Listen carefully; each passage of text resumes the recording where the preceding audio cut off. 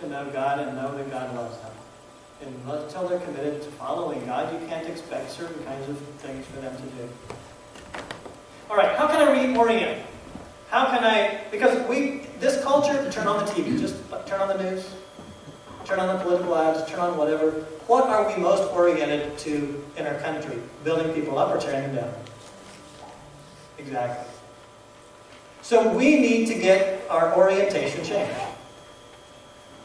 So using the acronym GOSSIP, let's look at a few points of how we can change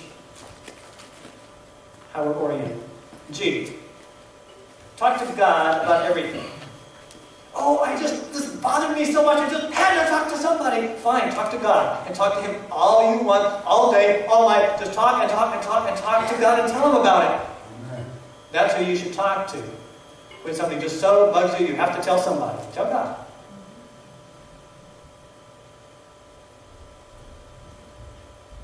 O, talk only to the other person involved in the conflict or the problem to start with. You got a problem with somebody, you go talk to them as far as talking to people. Let that be the only person you talk to. And until you talk to them about it, don't go putting it on Facebook. Don't go texting it to somebody. Don't put it on Twitter. Don't put it in the disclosure. Oh, they go out of their mind. The first step is only talk to the other person. Talk all you want to God. But as far as talking to people, only talk to the other person first until you can get something figured out. Unless, if you really need some good, wise counsel and you need some help, as you've been praying about it and you know there's someone you can talk to in great confidence and you're not talking to them to try to put down that person, but say, what can I do in this situation to be the most constructive possible? How can I make this into something good? You might talk to someone else on that basis. Other than that, keep your mouth shut except talking to God or that other person. If you really love them, you will respect their right to make their own decisions. If you really love that person, you will be honest. And you'll also be tactful and loving when you talk to them. And if that person is in danger from what they're doing and you really love them, you'll let them know they're in danger. Right? Sometimes we just want to ignore it. It's going to cause them a lot of problems, but I'm not going to say anything. If I really love them, I want to try to keep them from that horrible thing. And if it's just a little problem, okay, I'm not saying you need to correct everybody about every little thing, but if they're in serious danger of what they're doing, you love them, there should be some way to say so. S. Let's see, there are two S's in the word gossip. So several things about S. One is support leadership. First thing is, too many people trash President Obama. Personally. Point taken? If we complain about respect for leadership, what about all of us in our times? If you disagree with the person and their policies, say that's what you disagree with, but don't trash the person. People in leadership, just the office that they're in, judges on the Supreme Court, whatever it may be, God has put leadership in the country and we need to respect the positions. And we need to show respect towards all people.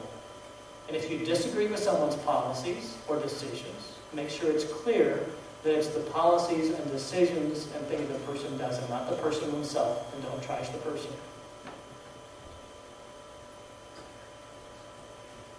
Be sure. Be sure of your information. Be certain. Is what you're saying right? So when I go talk to somebody about some situation, the first thing I need to do is listen. Hey, something happened and I think there's a problem. Can you explain to me such and such? Because if what's going on is what I think is going on, I'm pretty bothered about it, but I could be wrong. Be sure of your information. The second step in conflict is talking to a mutual friend who can verify and mediate and help you heal that relationship. The second step is to help heal that relationship. Find somebody you both trust, one or two people that can help mediate the conflict and the problem in the situation. Because really, sometimes we lose really good friendships because we just don't take the time to get things figured out, and the two of us are locking horns and we can't get anywhere But if we have someone we both trusted who can help us walk through this and get it figured out, we might not lose a good friend. And that would be an excellent thing to have. Second step, after you only talk to the other person and to God, would be to find someone else who could help mediate the situation. Don't go talking about it. Also, don't just ignore the other person. And I see far too much of that happen. Well, I'm mad at them and we don't get along, and so it's over.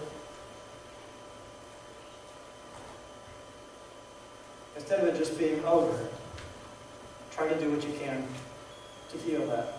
And the other S, and by the way, Matthew chapter 18 has quite a bit about the steps to take when there's conflict. Part of that chapter. And then submit to God. Let God do the final judging of that person. There are a lot of things you may not understand about why that person did what they did, and it may be all totally wrong, but let God do the final judging. And if someone is coming to you with a situation, submit to God. God said, if you've got a problem, go talk to them. Someone comes to you to talk to you, submit to God. Okay, this person's coming to me. God said that's what they're supposed to do. I need to do what I can to help work with this person because they have a problem with me. And I also need to submit my life to Christ. Because, I'm not perfect. And I need to work on things. Then intercede in prayer. Intercede in prayer means to go to God in prayer on behalf of the other person so that something will happen that will make the situation better. That's different than complaining to God about the situation.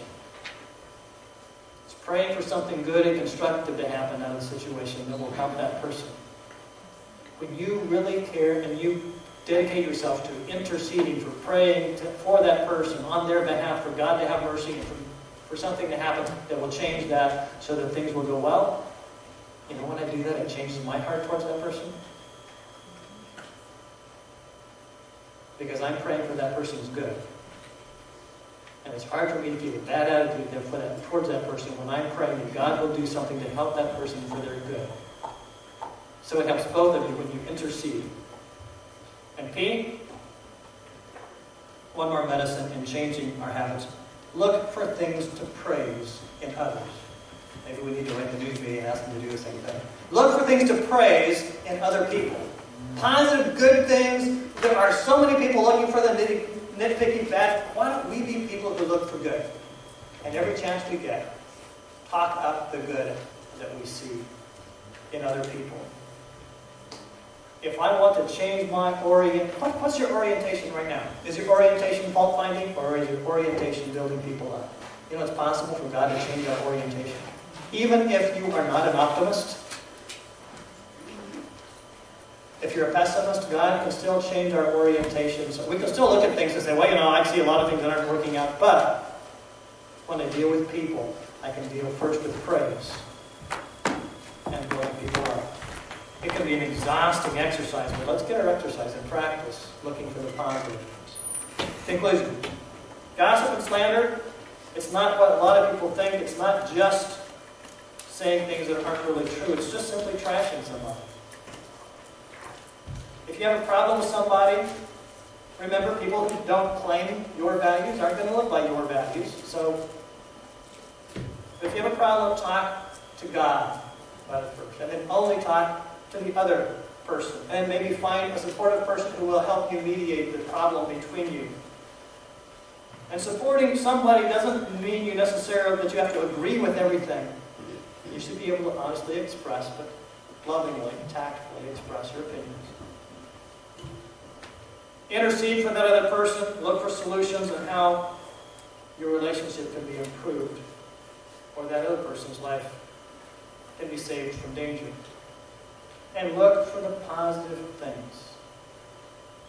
We as the people of God need to be oriented towards the things God says, and gossip is not one of them. And if you listen to people running others down, well, okay, there's this story about a guy living in an old man's rubble, continuing to listen to the negative all the time. And if you listen too long, you and the other people around you will eventually collapse. Let's sing that song as we close and think about how am I living? What kinds of news am I listening to? I really don't help anybody out by listening to gossip. So stand with me and we'll sing this for our last song.